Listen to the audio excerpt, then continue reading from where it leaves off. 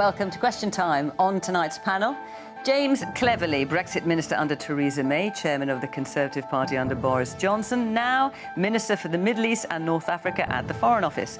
Joining us down the line from Wigan, Labour's Shadow Foreign Secretary and a candidate in the recent contest to become party leader, Lisa Nandy. Munira Wilson, elected as an MP last December, a former tax consultant who went on to work for a children's charity and for the NHS, currently the Liberal Democrat spokesperson for health and social care. Steve Parish, a businessman and football fan who helped save Crystal Palace from financial ruin in 2010 and is now part owner and chairman of the club. And former hospital doctor-turned-TV writer responsible for massive hits such as Line of Duty and Bodyguard, and for keeping us all on the edge of our seats, Jed Mercurio. Good evening. Welcome to my guests here in the studio, and of course to Lisa joining us down the line from Wigan, and to our virtual audience. Thank you all for coming tonight. You are all from Plymouth. Thank you very much for joining us for the programme tonight. And of course, thank you to you at home for joining us on the programme too. And if you want to join in the conversation on social media, at BBC Question Time. That's how to do it. So let's hear what you've got to say.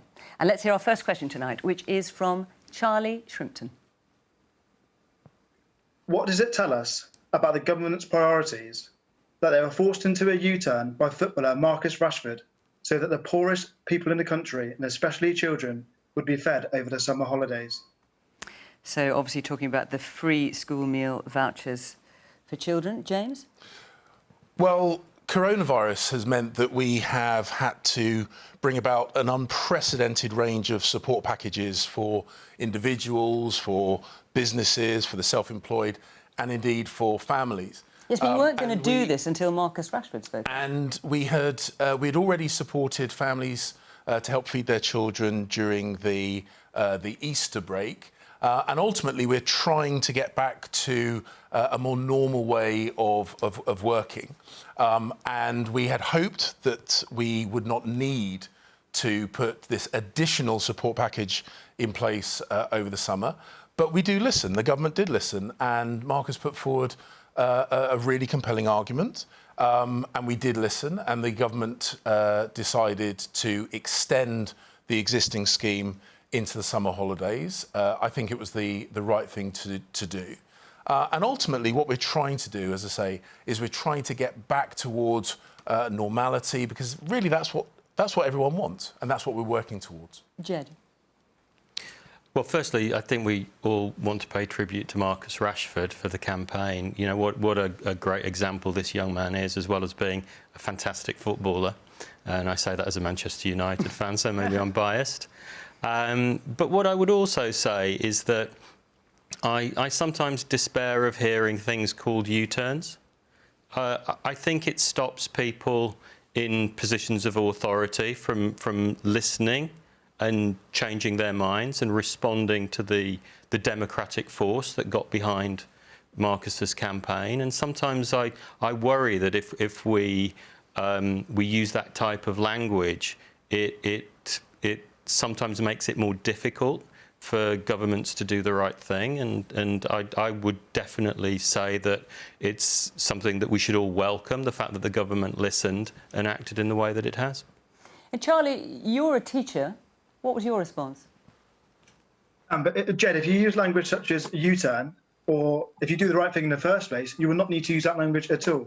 And my experience is that I see every day how these vouchers make an impact.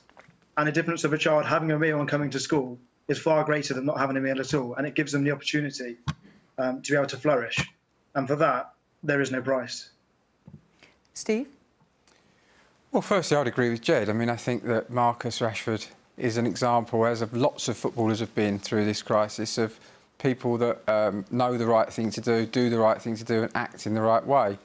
I'd also agree with Jed that I think the language of U-turns and all of this kind of the brickbats that we throw at politicians often means that we just don't get to the right answer, and what's important is we get to the right answer. So I'm pleased that we did. I think it's the right thing. I'm pleased that Marcus showed our profession in the light that I see it in every day, and long may it continue, and long may the government, any government that we have, continue to listen to the right arguments and make the right decisions. And one of the things that was so compelling about Marcus Rashford was his talking about his own experience of poverty as a child and going to friends' houses when food was short in his own home. Are there other footballers that you know that have lived that kind of life experience? The vast majority of footballers, come from, backgrounds that wouldn't be considered affluent. And what a lot of people don't realise is what an extended network of people they look after and are responsible for, particularly many of the players that come from overseas. So, the picture that's portrayed of footballers as being sort of young men with too much money just really isn't fair in most of the cases that I come into contact with. And certainly I've been incredibly proud of all of the players that I know and the way they've acted through the whole crisis. So, Lisa, the question from Charlie is, what does it tell us about the government's priorities that was forced into this decision by Marcus Rashford? Well, I agree with Jed. I think I very much welcome the fact that the government did a U-turn on this. And I think the campaign that Marcus Rashford led was really inspirational. But it shouldn't take a brave young footballer to shame the government into action. The real question is, how could we possibly, only 48 hours ago, still been debating whether we were going to allow some children to go starving hungry over the school holidays?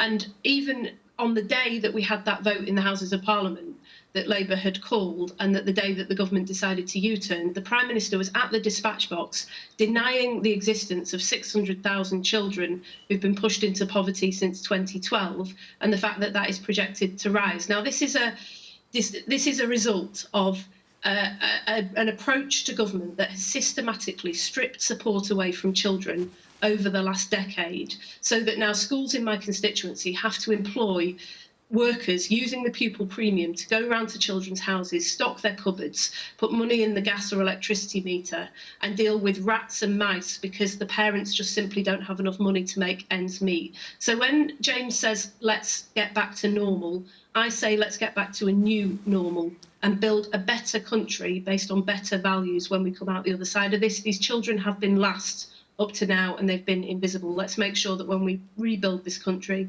let's change that, and let's make sure that they come first. Belinda, I was just watching you there, nodding your head along to what Lisa was saying.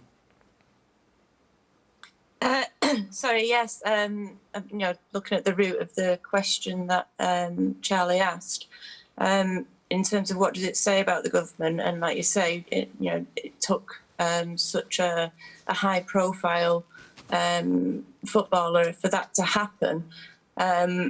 If we're responding to coronavirus, and I admit there's millions that have been ploughed into this, in order to get to that new normal, how can we trust that the government is going to make those decisions without having the intervention?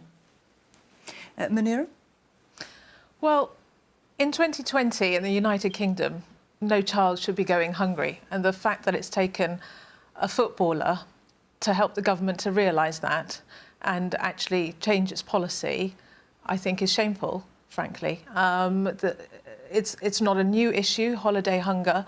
We know that several billion children suffer from holiday hunger normally, and that's obviously exacerbated by the crisis that we face. And were the Lib Dems pushing to extend the free school meal voucher system? Yes, we've been calling for this for many weeks. And in fact, in Wales, we have a Liberal Democrat education secretary, and she had committed to funding school meals through the summer some time ago. So this is something we'd been pushing for. And indeed, so had the Labour Party and a number of other opposition parties. So we're hugely grateful to Marcus Rashford, of whom I'm a huge fan. And I wish we were watching him in the Euro 2020 at the moment, but we find ourselves in these circumstances, and I'm, as I say, I'm grateful that he's forced the government to make this change, and so will many millions of children across the country be. Is it a bit tricky, James, that for the days running up to the government's change of heart on this, you had cabinet minister after cabinet minister saying, no, we're absolutely not going to change our mind about this. We're funding money through local councils. We're absolutely not going to change our mind. And then Marcus Rashford pops up, and that's the thing that makes the difference.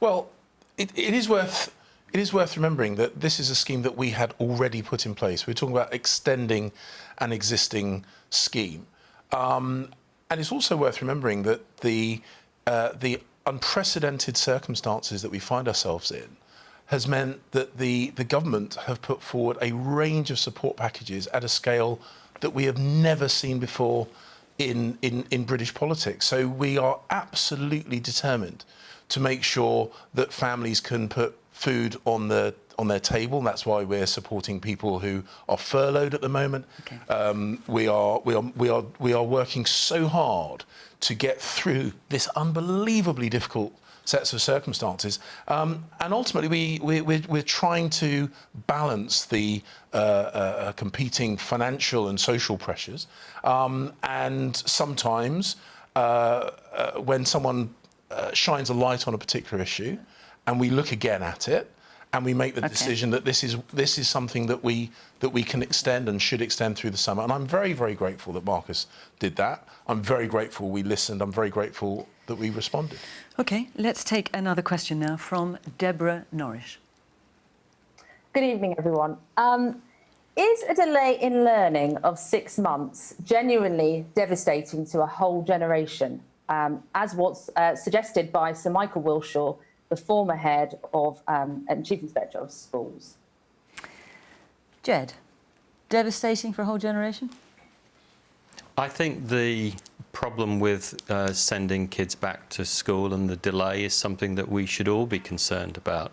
I think that the fact is that the time that children spend in school at a vulnerable age is precious time, and I think it will be very, very hard for them to catch up. So I think that definitely more should have been done in terms of the planning.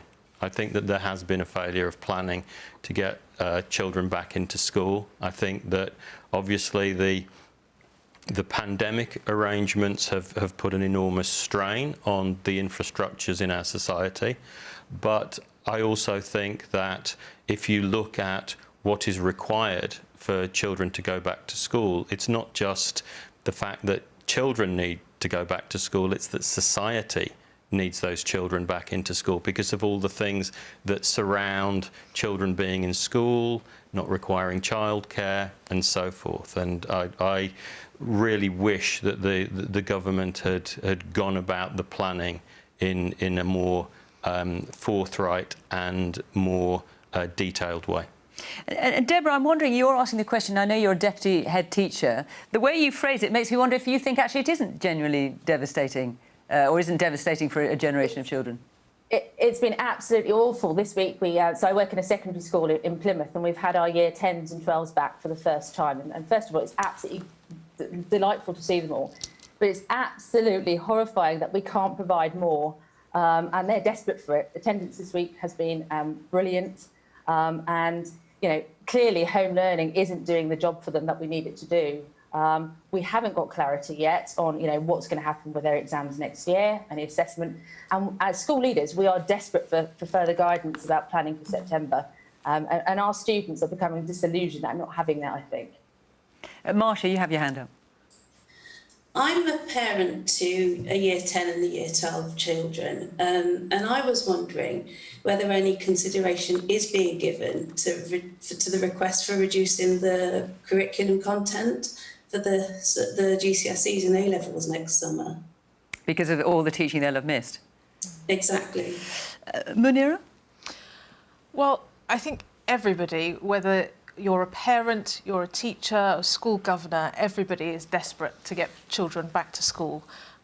We know the detrimental impact it's having on their well-being as well as on their educational development. But clearly we've got to do that when it's safe. And the Lib Dems have put a whole range of suggestions in place that have to happen before children go back to school. So you're not in any great rush to get them back? No, we've put forward a plan which includes things like identifying safe spaces that could then having a safe space register that would open up safe community spaces that could potentially be used as additional space for schooling so that you can then get kids back to school safely. I mean, my concern is, first of all, the test and trace system clearly isn't up and running properly, and for any part of lockdown, whether that's schools or other parts of the economy, to be opened up, we need to be testing, tracing and isolating every single case to keep people safe. The other thing is just the lack of plan. As Jed was saying, I would have hoped that there would have been a plan put forward with a range of scenarios perhaps, and certainly I was talking to head teachers in my constituency on Wednesday and they said to me, we urgently need a plan so that we can start to prepare for September. So that we know what we're doing, but we need that now.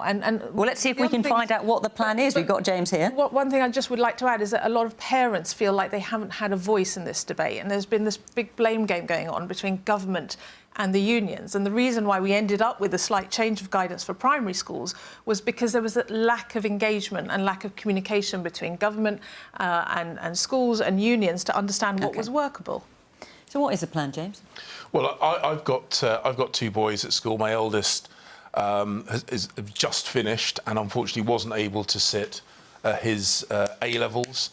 So I know the huge and understandable desire that parents, teaching professionals, the natural desire they have for certainty and clarity. But of course, this is an evolving situation. But we hear talk of a plan possibly to be announced tomorrow of a tutoring system through the summer or a school summer plan. What can you tell us? Well, you're going to have to wait to the announcement because that would be the right thing to do. I don't want to steal the thunder of my colleagues from the Department of Education. But the point is that we are evolving the plan as we learn more about the nature of the virus. We've got to make sure that the students are safe, the teaching professionals are safe, and so this will mean that we are having to adapt, and that is disconcerting. It's hugely disconcerting for parents. We completely understand that, but we want to make sure that children don't miss out on their education. Education is incredibly important, and it's not just about the syllabus, it's also about the social interactions. And so we want to make sure that we can re-establish teaching provision in a way that's safe for the students, for the staff, for the teaching professionals, and of course their families. Isn't it confusing though for parents and students alike when there was a plan announced? If I recall, it was that schools would go back on the 1st of June, and Michael Gove said it was safe for them to go back on the 1st of June, and it was predicated on having, I hate to use the phrase, world-beating test and trace system. There's been a failure to achieve that. We need safety to be achieved through having a functioning test and trace system and low levels of transmission, because it's not just about it being safe for kids to go back to school, it has to be safe for society. They travel, they interact with staff, those staff members interact with people in their households, and possibly the disease can be transmitted to vulnerable people. So there has been a total failure to deliver on the promises, and that's caused a great deal of confusion. Well, I'm going to have to disagree with you on the point you're making about the requirement for test and trace and the planning around that and the delivery of that. We now have a testing system which tests huge numbers of people on a daily basis, hundreds of thousands of people, and that was driven forward. Matt Hancock set himself some incredibly challenging targets to expand that. I think we might get onto this in more detail in a moment. If that's, No, that's absolutely fine. I just noticed there's some hands up in the audience. So, Tony, you had your hand up. Yes, hello. One of the things that bugs me about all this is everything comes down to the government has to have a plan. And the government does have to have a plan. But some of the ideas that come through are, frankly, just incomprehensible. I was just listening today to somebody saying the problem is we don't have enough space. We can open hotels, we can put up marquees, and that way we can get more kids back into school. Great idea, begs the question, where are the teachers? Because we wouldn't have enough teachers to do that, and those teachers we have got, about 40% of them don't want to go back anyway. Sue. We all know that education is a great social leveller and a great force for social mobility. And with rising inequality in the UK, the fact that these children, the question was whether 6 months off school is devastating for a whole generation. And for those children who have no access to the internet, have no computers at school, have no books on the bookshelves behind them, these are the children who are particularly suffering from this. And until we have, I'm sorry to repeat it, but effective tracing in place, testing and tracing, we can't get there. We cannot have, like on the Isle of Wight, 90% of those people who are traced disappearing into the ether. Deborah, you got your hand up. Just coming back to James about the points and the vision to get students back into school, which is exactly what we all want. The implementation of some of the policies that the government has suggested haven't necessarily turned out to what they were planned. So the school laptops, for example, our school, our disadvantaged laptops still haven't arrived. And today I know the announcement with the big catch-up plan and the national tutoring programme, in theory, sounds fabulous. In reality, have we got capacity to be able to implement what the government are trying to suggest? Lisa? Well, I mean, the question was about trying to about the impact on children. And I think there's no question that this is going to have a big impact on this generation. It's not just about exam results and life chances, as important as that is, but health professionals are increasingly worried that this is having a real impact on children's mental health as well. So for every reason, we ought to be trying to get children back to school as quickly as can safely be achieved. It's why it's been so frustrating to see the government's response to this, entering into this blame game and refusing to work with people to build a national consensus around this. I think we could sort this out pretty quickly, actually. It's a huge effort and it takes a lot of work to get children back to school safely with the social distancing requirements. But if you think back to when we were trying to get the public health efforts off the ground, and the government did concede that they needed to work with a wide variety of partners, the army was brought in to help construct hospitals. We had people being brought back out of retirement in order to help boost the workforce. We need a similarly comparable effort for education. We've had efforts around health, we've had efforts around the economy, but education has really been the poor relation in this. But Lisa, is Labour's position slightly... Lisa, I'm so sorry to interrupt, but is Labour's position slightly confusing? You have the Shadow Education Secretary, Rebecca Long-Bailey, saying only last week that it was welcome that the government was rowing back from full school reopening plans before summer. Well, it's welcome that they're not trying to force schools to reopen when it's not safe to do so. And actually, this is why months ago we were calling for the government to have an exit strategy from lockdown and to start working on that now.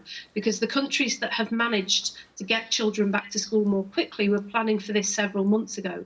They've also done a lot more to try and get support to children in the meantime, so that when children do go back to school, we're not dealing with this enormous attainment gap. The government promised laptops and internet connections months ago, but we're just still not seeing them delivered around the country. We had a plan announced today that said that there'd be private tutoring available. Now, I really welcome this, but once again, school leaders have been left wringing their hands saying, why haven't you spoken to us before you announced these plans? We've had enough of back-of-the-envelope plans. We need a proper national strategy and a national consensus. We need the government to reach out and work with schools in order to get our children back to school as quickly as possible. And Steve, there seems to be an element of some schools kind of ploughing their own furrow. Private schools have been talking over the last couple of days that they're going to get their own kind of app going and that they are committed to getting all children back in school by September. Well, look, I would say I would agree with Lisa on a lot of things. We don't seem to have a strategy to exit the lockdown in any industry. You know, we've fortunate enough in football that we have the resources and the money to develop our own strategy, and we can test players twice a week, and we have a fairly limited requirement without supporters. This virus most likely will stay with us in this guise for the foreseeable future. We all hope for a vaccine, we hope for better interventions, but we know they're not likely to come. If the lockdown worked, which we all think it did, when we come out of lockdown, infections will rise. And if we can't track those infections down and trace them and quell those outbreaks, we really are in for a terrible time economically. And coming back to the original question, I would say that there will be limited damage done to everything if we can get back to as close to normal as possible by September. But if we don't get back to as close to normal as September, our children, our businesses, our children's future will be damaged for maybe 10, 15 years. So the next 2 or 3 months are such a crucial period. It does require everybody to stop the blame game. It requires a massive, massive national effort and a can-do mentality and attitude that worries me we seem to have lost in this country. And if we don't do that, I think we really are in serious problems. Well, look, you've mentioned it, and you mentioned it as well, Jed, in terms of contact tracing and that being a method for moving us all forward. We've got a question on that, so let's come to it. Gareth Jones. Good evening. The current app development is experiencing problems. If we don't get it working, does it really matter? Will it make a difference to prevent a second wave? Does it really matter, Lisa Nandy? Yeah, I think it does matter, and we, very much supported the government in trying to set this up, because in the end, if you get the app up and running, it will save lives. The problem is that the government were warned repeatedly from the outset that the path that they were taking was not going to work because the technology just wasn't compatible with a lot of phones. Now, there were other countries like Germany and Australia who were taking a similar path to our government, trying to develop their own technology, realised that it wouldn't work, listened to those warnings, and actually went down a different path.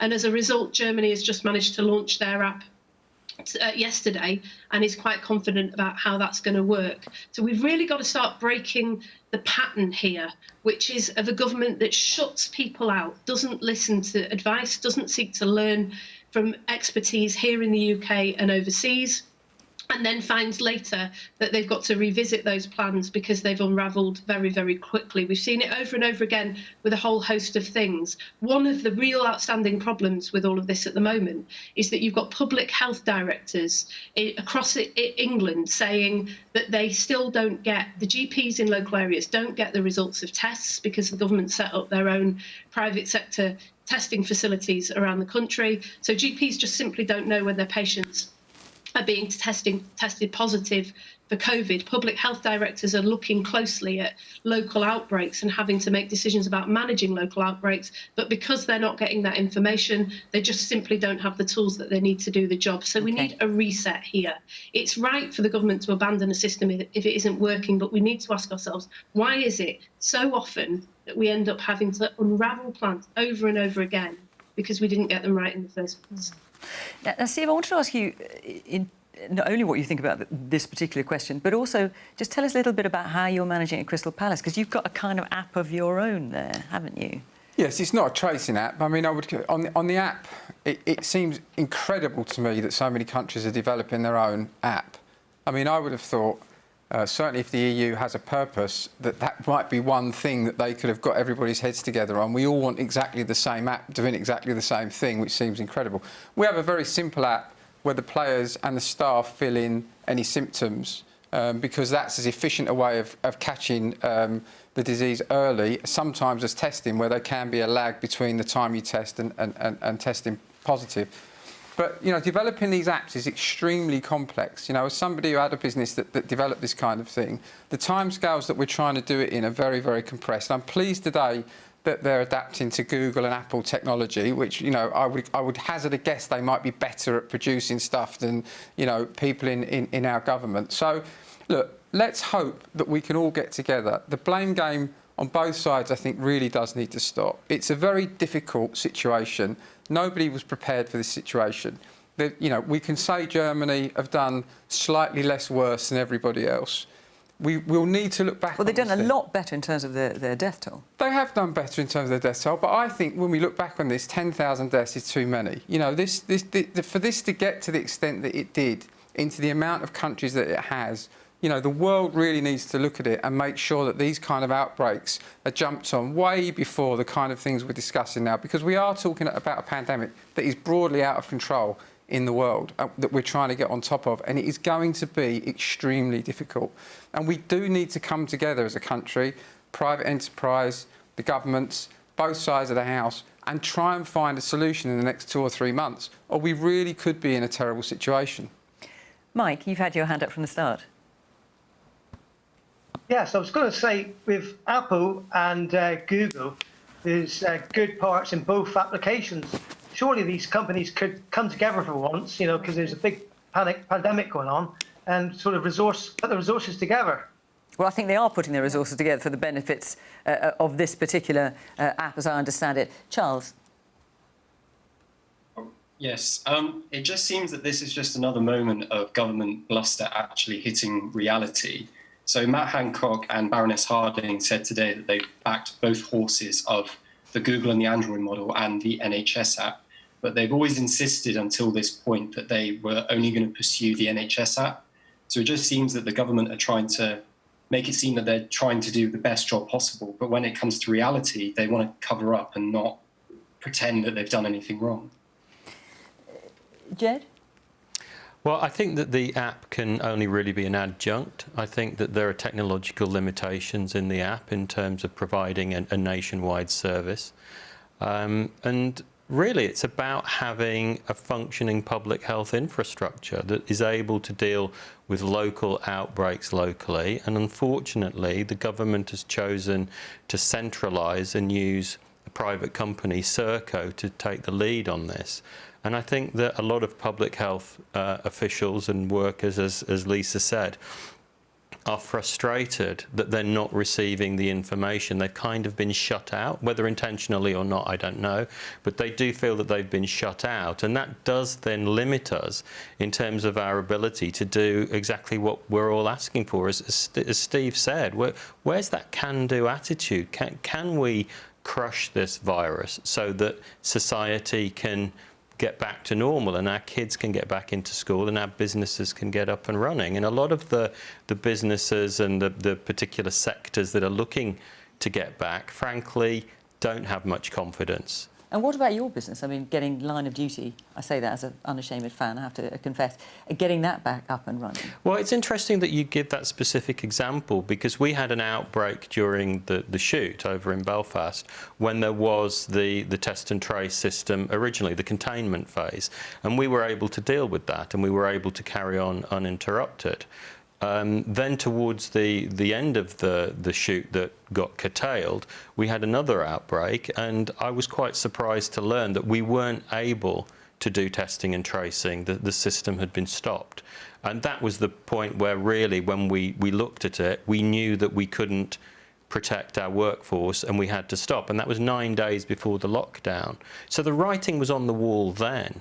And I think a lot of businesses are just going to take responsibility for it themselves. I think that each TV production will organise their own testing and they will look after each other and do their best that way. And James, obviously we had the announcement today from the Health Secretary about switching horses, I think was the analogy Matt Hancock used. But he also said we backed both horses throughout, the NHSX app and also this other app, kind of Google Apple app. What I don't understand about that is if the government has been backing both those things, it's now jettisoned one, why isn't the other one ready? Well, I mean, these apps, we talk about, I mean, Lisa implies there was an obvious right answer. There clearly wasn't an obvious right answer. But if you've been backing them both, and other countries are already introducing their apps, how come the other one isn't ready? So the idea that there was an obvious right answer is wrong. Otherwise, every country in the world would have done the same thing. That's not what happened. Germany, as an example. And what Matt did was exactly the right thing to do, which is not to put all our eggs in one basket, to make sure that we were developing the in-house app, as it were, and the app through third parties. So how ready is that? And it was tested on the Isle of Wight, and the decision was made to go with the other option. That's the right thing to do, and it's about learning as we go through this and making the decision. I don't know exactly when the app will go live. Because we heard it might not be till winter.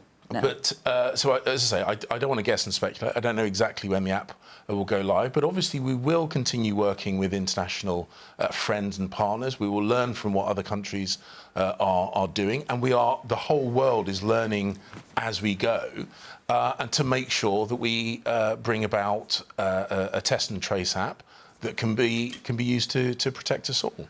Gareth. Yeah, do you not think that the public are going to see this as another U-turn again, and it's going to be even harder to get the public on board to actually use the app when it does become live? But do you worry about that? Loss of public confidence? No, because I mean, it's critical, again, it's one of these things. We use the word U-turn. I mean, I was in business before I came into politics, and if you're going to test a couple of options, see which one progresses best, see which one works, and then invest your time effort in the better performing one of those options. That's not a U-turn. That's why it was tested on the Isle of Wight. Okay. That's why we learn from the experience. So you have been trialling the other option on the Isle of Wight as well? Well, no, but the point... You haven't? The point that Matt was saying is... Hang on, I just want to be... Because now I really don't understand. So if Matt Hancock said you were backing both options and you were trialling the NHS app, presumably you were trialling the other one as well. Otherwise, that's what backing both options is. No, that's... No. Isn't it? No, that's... So the test of our in-house app was done on the Isle of Wight. We were keeping our options open for the use of either. So you haven't trialled the other one? But the other system is being used more widely. So doing a discrete UK-only trial for that one, my understanding, and I wouldn't... So we haven't trialled it, but you think you're relying on other countries? Because it's being used elsewhere. Right. So it's not necessary for us to trial both. But OK, I've got that clear. The reason we were trialling is to make sure that we chose the best option, because each option had their advantages and disadvantages, and it was not clear-cut at the start of this process that this would be the better option. That's why you test. Munira. I can't overstate how important getting test and trace right and getting it right as quickly as possible is. Everybody who's watching this evening is desperate to try and get back to some sense of normality. Without a robust operational test and trace system, it's impossible to be able to do that safely. We have to be able to find every case and isolate it and keep and suppress this virus. What is very clear to me is when I had a conversation with the Deputy Chief Medical Officer on the 13th of March, it was around then that we stopped routinely testing and tracing every incidence of coronavirus. And I questioned her hard and I said, why are you stopping the testing? We should be testing every case. And it was down to capacity. And it's been far too late. It was some weeks after that we suddenly saw a focus on ramping up testing. And great, we've got the capacity. But, James, we haven't had for almost a month now the figures of how many people have actually been tested on a daily basis. And on tracing, as Lisa has said, we need to be working much more closely with local authorities. Directors of Public Health have been crying out to be leading this effort. They are the experts. I didn't watch the Salisbury poisonings earlier this week, but I heard in there it showed just how pivotal the role of the Director of Public Health is. That is what they should be doing. That's what they're experts in. And they should be leading those teams of contact tracers to be tracing every case. But last week I was talking to some leaders in local government. They haven't got the data. They haven't got the tools. They're still, to some extent, unclear about what their roles should be. And this is absolutely critical if we want to open up our economy again. I think it's telling that you got an honest answer about the reason that testing was abandoned in March. What we were told, the public was told, was that it wasn't appropriate for an economy of our size. Well, I think our institutions, I feel, we talk about the government all the time letting us down. But, Public Health England made that decision. In Germany, they devolved it very quickly into the local authorities. And I would also say, we can't have the whole of the United Kingdom hanging on an app developer developing an app.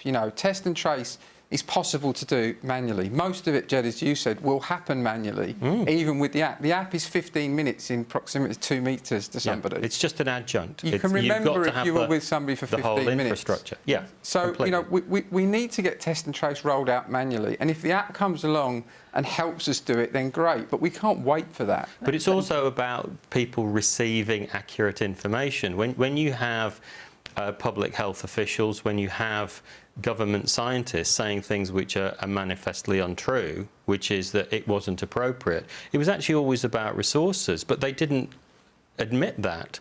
And so now we're in a situation again where trust has broken down. People are desperate to get good quality information they can rely on from their government, from their public health officials, so that people can make the right decisions and make the right calculations about risk, about how we get back to normal. Okay. I think, Steve, you talked... Sorry, briefly, because I just want to move on to another question. You talked about question. ending the blame game. I think the public appreciate that we are in an unprecedented situation and no government is going to get it right. But the thing that frustrates me most about this government is that they just don't have the humility to put their hands up when they've actually got it wrong. Or when they do that, they late. say it's a U-turn. They are holding their hands up and saying they got it wrong, and then they're told it's a U-turn. So then that's not an environment that's conducive to people making the right decisions, is it?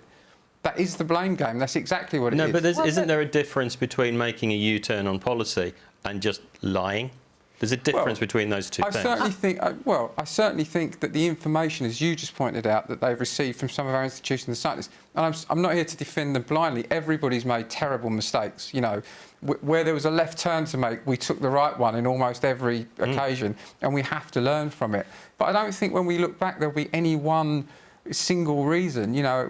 You're absolutely right, Steve. And I think we have to consider that when we move forward, and that's the most important thing, is how we move forward. Well, I don't moving think forward that involves learning from your mistakes and being honest. And unfortunately, there's that gap between the learning behaviour and the transmission of the information about what has been learned and where mistakes were made. And I think that is problematic for people to have confidence about the information they receive and how they go forward. OK, I'm going to move on because we've got another question on a different topic which I want to get in from Laura Hill.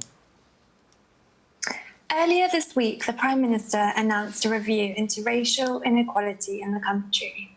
Isn't it time for action rather than just another review? Munira? Absolutely, and it was unfortunate that the announcement was buried in a piece about Winston Churchill's statue. People are angry, people are hurting. That's why, despite the fact that we've got a public health emergency and nobody wants to see crowds out on the street, people feel moved to go out and protest, having been outraged by what they've seen happen in the US with George Floyd, but also with the huge inequalities that have been exposed by the virus. We've seen the BAME community disproportionately affected. So specifically, what action do you think should be taken?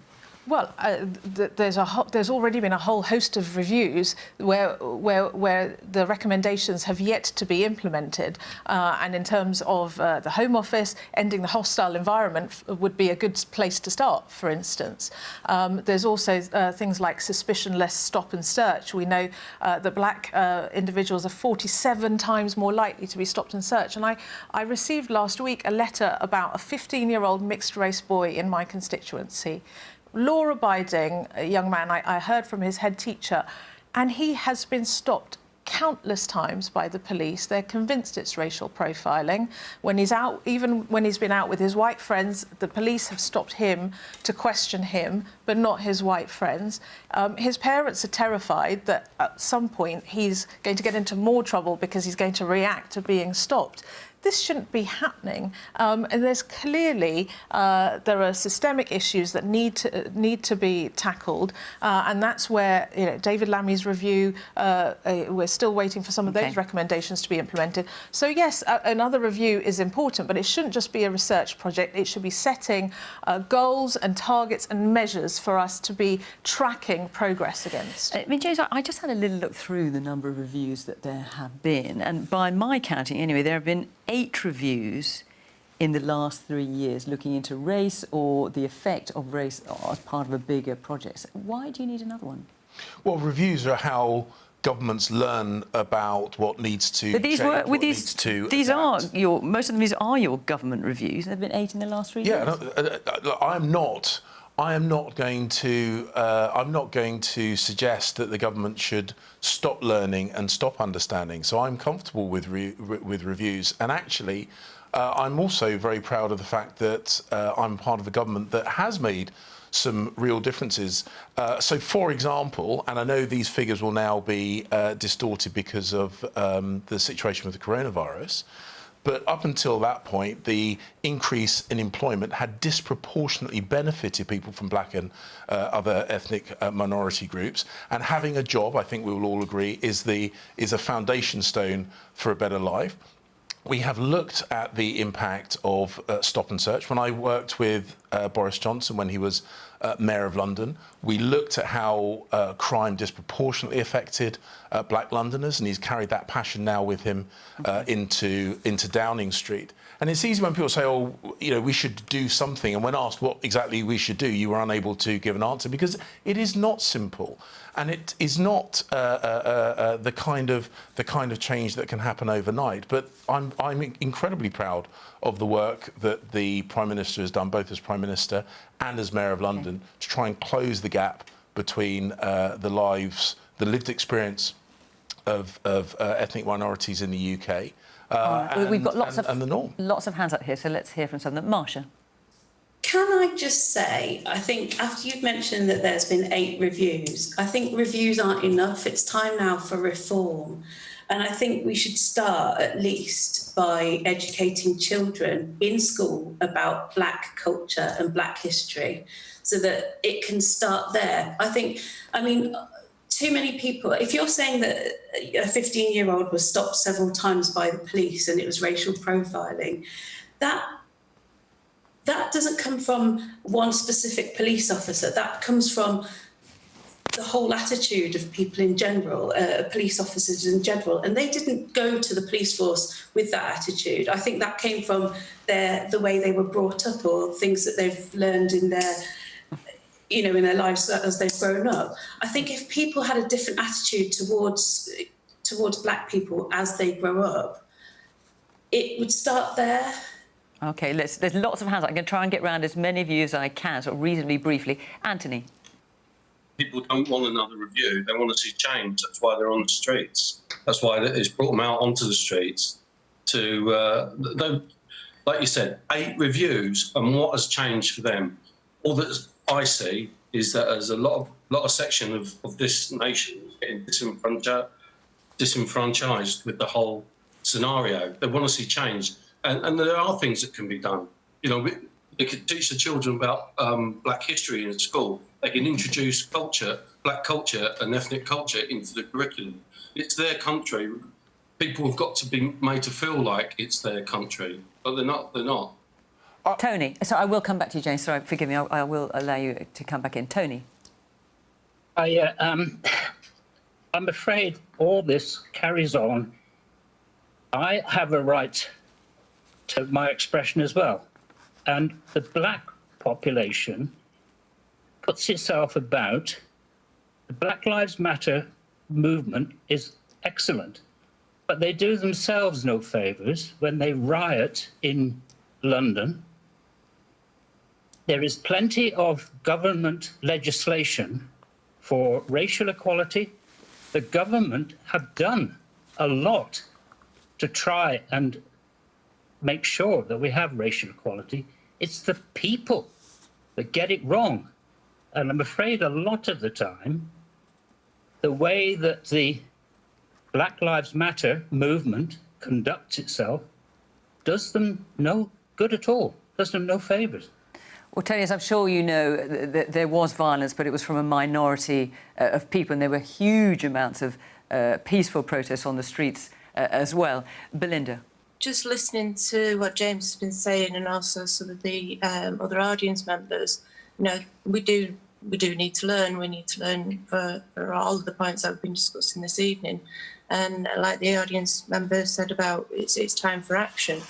And just the previous comment then shows a certain element of ignorance about what is actually happening right now. As a teacher, you know, our curriculum changed and was reduced to become English heritage. And it's not just about black history that needs to be learned, it's about our history, our Anglo-centric history, warts and all, that needs to be learned from, but also needs to be put into learning now so that we don't have future generations with similar attitudes that will just perpetuate this. Sue? Stephen Lawrence was killed before my son was born, and he's graduated now. The McPherson report recommendations were not put into place. Grenfell was another case where we said this has to be a watershed and things have to change.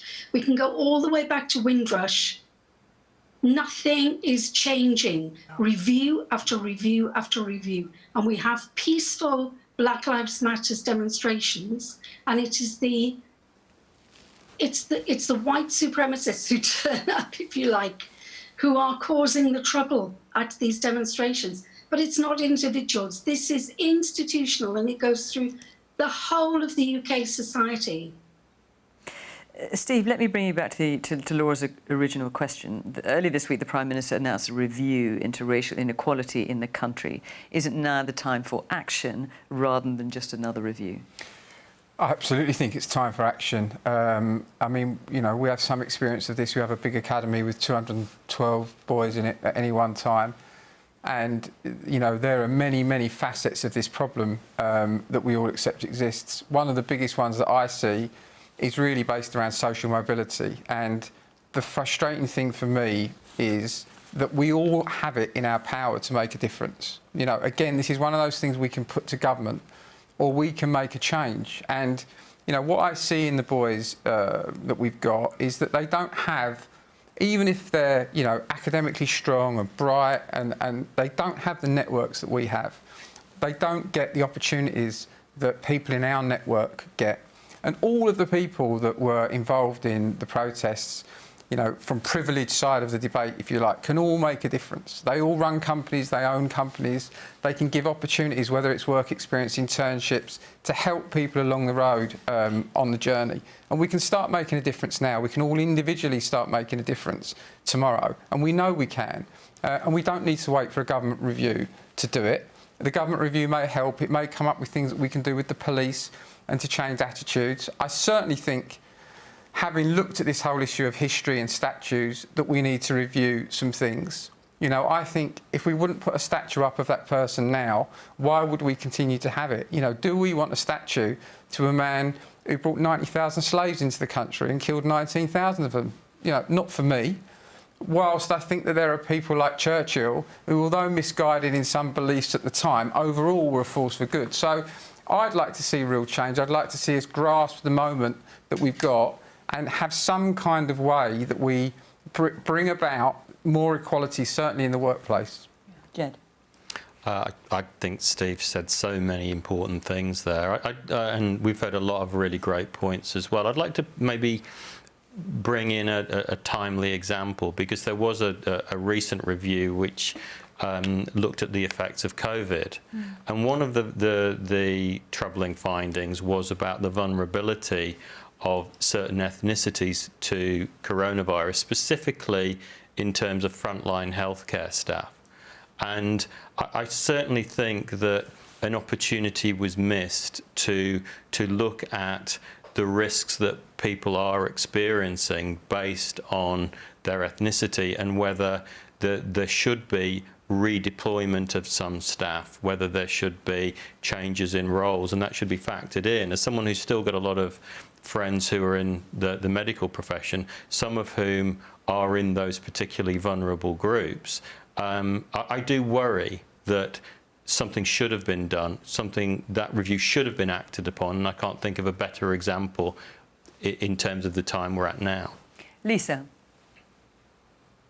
Well, I was a bit concerned to hear Tony saying that the way that the Black Lives Matter protesters conduct themselves doesn't help their cause, because I've been tremendously inspired, actually, by a lot of the young people who've come out and taken to the streets in recent weeks. And I think that they're standing up and using their voice and the platform that they have in order to try and get change, while generation after generation have been failed. You know, James said, well, you know, what do you actually want to be done? But the government itself has sponsored 4 reviews in the last 4 years, which have made 201 recommendations. Those recommendations actually have common themes to them. It's about changing recruitment practices so we get far better representation at every level in the criminal justice system, in the workplaces and across society. It's about having a better education system, so that people understand how discrimination actually works and understands the complexity of the history that we've got. It's about having better legal representation. It's about incomes as well. We were just talking about child poverty, but actually, if you're black, you're more likely to be poor, you're more likely to be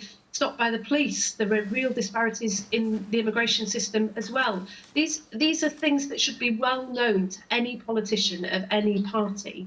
And the key thing now is that we get on and implement them. You can see why people are so frustrated. And I'll just say this as well, is that my dad's generation were amongst those who fought for greater racial equality in this country, and they did make huge strides forward. And the way that they did it in the end was through leadership, people like Roy Jenkins, who stepped forward in order to bring in the Race Relations Act. Now, that was at a time when that was actually deeply controversial and pretty unpopular in Britain. What I would say to James is, I think that the government's inaction is based on a very dim view of people in this country. Most people in this country now strongly believe that discrimination harms all of us, even if we're not directly affected by it. We care about one another. We're a tolerant society, and the government really does need to get on and implement the recommendations from those reports, not just kick this into the long grass, because if we've learned anything over the last few weeks, it just will not cut it anymore. James, I promise I'd let you back in. Yeah, thank you. I am not, and I would never suggest that there isn't improvement that can be made. There's a huge amount of improvement that can be made. But to imply that we've not progressed is just factually wrong and deeply insulting. Steve and I grew up in South East London, and although he's infinitely better looking, he's a couple of years older. I remember when the National Front marched through the streets virtually at the end of where I live. At the end of where I live. That would level of ambition. That would never happen now. When I was first elected onto London Assembly, I sat next to an elected member of the British National Party, an explicitly racist political party, elected into London government by the voters of London. That would never happen now. When I was at school, I had no idea who Mary Sukell was, and my mum was a black nurse. My parents started going out when being a mixed-race couple would get you spat at in the street. That would never happen now. We have progressed so far, and there is, yes, definitely still room for improvement. But to deny the positive steps this country has made James, is deeply unfair. And you're suggesting that matching that level of progress and that level of ambition. You know what needs to be done. The point I'm making is, and again, I have mentored black people in business, black people in the civil service. We are moving in the right direction, and yes, we should always aspire to move further and faster, but we must never deny the progress that we've made. Otherwise, unsurprisingly, young black people in Britain will think that there has been no progress, and that's just wrong. It's wrong. OK, Lisa, I am sure you want to come back in, but I'm afraid our hour is up. You're shaking your head there. Forgive me, Lisa, but I can't bring you back in. We are out of time. Tonight, our questions came from Plymouth. Thank you to all of you. And next week, which is the last in the current series, we are looking for an audience, a special audience of people under the age of 30. Remember that, folks? Actually, Munira, not so long ago for you, I'm sure. Anyway, and you can apply to be in our virtual audience if you are under the age of 30 from anywhere in the UK. So do get in touch. The way to do it is go to the website. You can apply in the usual way, as I say, at the Question Time website, and then we will get back in touch with you. And if you want to carry on tonight's discussion, you can, as always, every week, carry on that discussion with Adrian Charles and guests on Question Time Extra Time, and that is on 5 Live now. But I just want to say thank you very much to the panel, to all of you for coming here tonight. Lisa, thank you for joining us down the line. I know you're in that room because we can't hear your 5-year-old from there, and I can tell you we didn't hear your 5-year-old tonight. And, of course, to our audience in Plymouth, thank you to all of you for joining the programme. We're very grateful. It's a kind of flavour of what Question Time used to be like, and we'll get back there one day. And, of course, thank you to you at home for watching. From Question Time. Bye-bye.